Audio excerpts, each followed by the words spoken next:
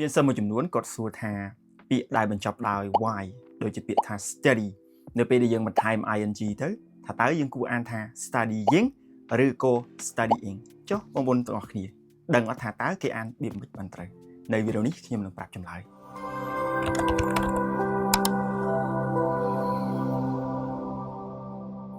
បាទសូមជម្រាបសួរនិងសួស្តីបងប្អូនអ្នកដែលនិយមសិក្សាភាសាអង់គ្លេសតាមបណ្ដាញសង្គម Facebook YouTube ឬក៏ TikTok អីជាដើមអញ្ចឹងនៅវីដេអូនេះខ្ញុំមកឆ្លើយបាទ comment មួយចំនួនដែល comment ហ្នឹងគឺ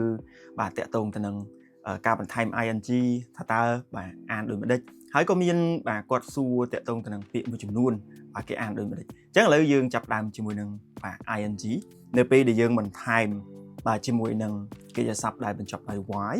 គឺដូចជាពាក្យថា study យើងគួរអាន studying ឬក៏បាទ studying បាទអញ្ចឹងអាហ្នឹងវាអាស្រ័យដែរទេបញ្ចប់ដោយ y ហ្នឹងយើងមើលដែរណាបាទយើងមើលបើសិនជាលក្ខណៈដូច study បាទគឺយើងអាចអានមួយណាក៏បានបើសិនជាយើងនិយាយពីសំឡេងរបស់វាបាទមួយយើងអានមួយ studying ណា studying ប៉ុន្តែនៅពេលដែលយើងនិយាយឲ្យលឿននិយាយជាធម្មតាទៅ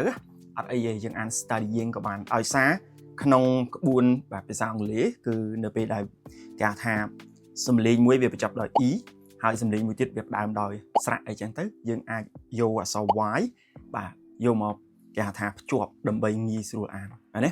បាទដូចពាក្យមួយចំនួនបាទ he is អីចឹងទៅ he is ឃើញទេ he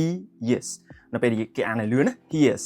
ឃើញទេបាទអញ្ចឹងហ្នឹងហើយសរុបមកបាទអាន studying ក៏បាន studying ក៏បានអាស្រ័យទៅលើយើងណាបាទអត់ខុសទេហើយក៏មានបាទ comment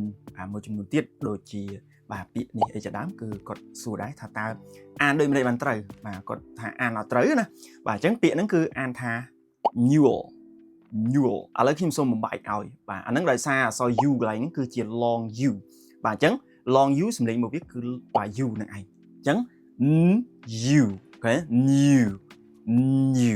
អញ្ចឹងបាទមានអក្សរ l ហ្នឹងគឺជា dark l ទៀតអញ្ចឹង neural អញ្ចឹងយើងអានឲ្យលឿនណា neural អានឹងដូចប្រភេទសត្វលាអញ្ចឹងណាហើយក៏មាន comment គាត់សួរដែរថាតើពាក្យនេះហើយនឹងពាក្យនេះអានដូចគ្នាឬក៏អត់អានដូចគ្នាគឺយើងអានថា flower អញ្ចឹងមួយផ្កាបាទមួយទៀតគឺជាម្សៅ